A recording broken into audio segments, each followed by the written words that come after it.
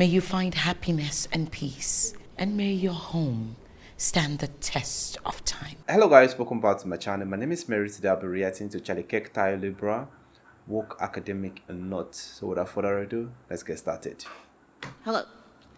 So I am a self-described liberal, and I honestly did not think that I would be so nervous, but I am. And I wanted to kind of clear up some things. You had said earlier that it's easy, you had asked if it's easy to hold liberals, is it easy to hold your beliefs? And, oh, it's easy because the rest of society agrees with you, yada, yada, yada. However, that's not why I find it easy. I was liberal before it was cool. I find my beliefs easy to hold because I believe them in my soul. And I feel like a lot of conservatives are the same way. Your beliefs aren't subject to acceptance or disacceptance. Something else, and I mean, and honestly, if it were about what would be easy, it would be if I wanted to make my life more comfortable, I would change and become conservative. Because my husband has been caught up in and has changed his way of thinking to be a conservative person over the past couple of years. We'll get you there. Caused absolute disarray. So if it were something where I could just say, oh, well, you know, if you could get somebody to change Sure. their values. Yeah, so let's try to make some progress. What do you believe and why do you believe it?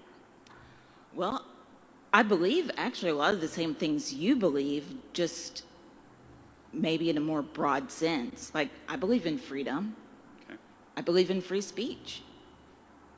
I believe in free speech for everybody. I believe in freedom of expression. If you were born with a penis and you want to wear a dress, have at it. It's not my life, and I don't get to dictate to anybody else what's right or wrong.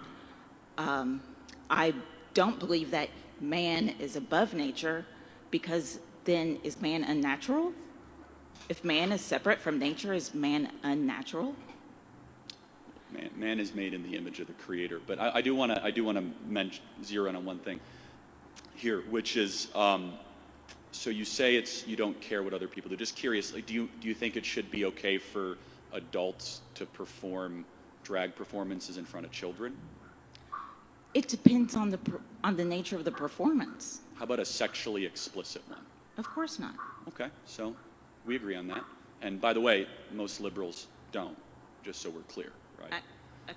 Yeah. I know zero liberals that think that it's okay to expose children to sexually explicit stuff. Okay, so you would be partners with me in removing child pornography from elementary schools? Yes. Okay, so you're a big fan of Ron DeSantis then? No. Well, he did that, and he was attacked by Disney, and he was attacked by every major left-wing group as harsh, anti-gay, don't say gay. He was just saying you're not allowed to put propaganda or pornography in front of kids. I think you're actually more conservative than you are liberal, than you give yourself credit for. No. Hold your applause. I am not, because where we differ is in how we define what is profane, what is pornography. How about oral sex to 8-year-olds? That's probably profane, right? Excuse me? Yeah, exactly. That's in textbooks across the country, including in this state, that liberals are defending as free speech. Okay. They're teaching 8-year-olds the most graphic sexual practices in public schools across the country. And I get smeared, slandered, and so does the American right, as somehow being anti-LGBT, because I don't think a 9-year-old should be exposed to things that should be behind in the darkest depths of the human existence, right? So I guess we agree on that. What I'm trying to get at, though, is why you believe what you believe. And we could spend all night doing this. You say you believe in freedom and free speech, right? Okay. So Which side do you think the American right or the American left currently is doing a better job of protecting the idea of freedom of speech? Actually, they're both sucking pretty hardcore. They're both being absolutely horrible at it. How has the right been horrible at that? I'm curious. They're both being horrible in the exact same way. And it's who are they protecting or standing up for free speech for? Like, free speech for who?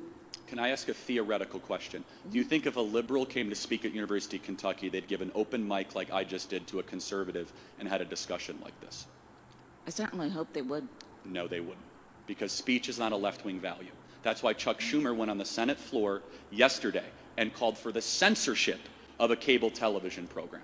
That is why they have to deploy shock troops called Antifa to go after everywhere I go. When I go to University of California, Davis next week, there has to be 120 police officers because of the threats, the violent threats of liberals that want me dead, that want to disrupt our events. There are no right-wing hecklers that come to events like this. Michael Knowles, Matt Walsh, Ben Shapiro, myself, Candace Owens need 24/7, 365 armed security to prevent ourselves from the violent threats from the left. And so I think it's rather clear there's one side that is trying to do everything they can to shut one side up and one side that's trying to open up the marketplace of ideas. And I think that's rather self-evident. But I do want to thank you for coming here tonight and demonstrating. I totally disagree with everything you just said. I don't discount that you've received death threats or anything like that. So how about this? Public approval polls show that a majority of liberals do not believe the First Amendment is absolute. What do you have to say about that? It's not absolute. There are restrictions to the First Amendment. Such as? There literally are legal restrictions to it. Outside of incitement, what would one be? Okay, let's see. Let me Do think you back think- to do you think- high school civics Do you think class. hate speech should be disallowed? Fighting words is disallowed. Not fighting word. It's called that though. No, they're very much not disallowed, actually. They are disallowed if your speech is considered by a reasonable person and they harm you because of what you said. Wait, you mean hurt their feelings or physically harm No, them? Okay. If you intentionally provoke a person with your speech, that is not protected speech. Yes, it is. It actually, The American Civil Liberties Union protected Nazis to be able to march in Skokie, Illinois around Holocaust survivors. Grotesque, outrageous speech is absolutely protected by I'm the not First saying Amendment. that grotesque, I'm saying that I can't really explain it right now, but there That's fine. is a limitation on that. Another limit is like you can't speech that like you can't yell fire in a Well, crowded theater. you actually can, but that's a separate constitutional issue. That's incitement. That's a separate issue. But thank you for being here tonight, and I don't think we made any progress, but we certainly see where we disagree. Anyway, I think I love this dialogue, and I feel like the woman is more of a right than left, because she supports majority of what the right stand for, and she just don't want to admit it, but deep down she supports it. And I think that is where she and her husband are dragging it on. But I feel she's a cool lady. She just came out there to express herself, and Charlie brought his points. She's asking her sensitive questions, asking her, okay, what do you think about this? And I don't think she's giving the right answer. She's just agreeing with what Charlie is saying. Okay, I support this to an extent. I don't do this. Said when it comes to speech or policies, he said both the right and the left are all wrong. And I feel she's trying to be the perfect person in the room, but she's not pointing out what she really wants to say. Okay, if this is what is troubling you, then come out clean. Okay, this is what is troubling me, Charlie. I feel this is not supposed to be like this. And that is it. I think Charlie is asking all the question and she's just agreeing to it, or disagreeing without bringing her facts to, back up why she's disagreeing. But this is a beautiful debate, and I love Charlie so much, and especially when it comes to the things you show to kids. It has a way of impacting their life. That is why in my country we don't take kids to funeral till they get to a certain age, because we feel like there are things they're not supposed to see. And also we don't show certain things to kids. Sometimes when our parents argue, they don't want to argue in front of us. If we are there, they just find a way to excuse themselves and sort out their disagreements, because they feel like the children are seeing you guys as an icon, as someone that they respect, as someone that they love, and they don't want to see you guys fight, because they see you guys as the perfect couple. That is it. That is the notion we try to build in our children, to help them, to make them feel like, yes, there is love still exists out there, and so many other things. You see, when that's why we have movies that are rated 18. So some of them are rated 10, some of them are rated for the family.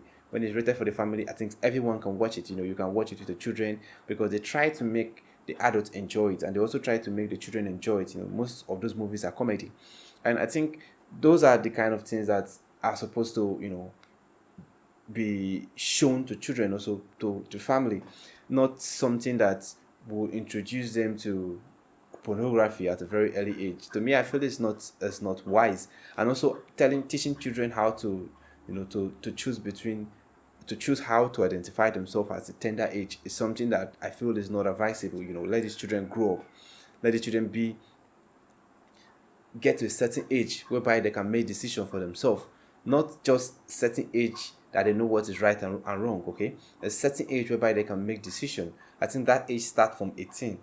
If a child is not allowed to drink, that child should not be allowed to decide their gender, because they are too young to make such decision. So when they get to the age of 18, some countries it's 21, then they can decide. Okay, I think they can be introduced to stuff like this. Okay, this what's it called, gender, whatever. But I think that is the perfect age for you to introduce them, not someone that is a bit tender. And I agree with Charlie. I just love how he was able to talk to this woman, and how cool and peaceful this debate went. Anyway, let me know what you think in the comment section. If it's your first time visiting the channel, click on the subscribe button. Thanks for watching, and remember this.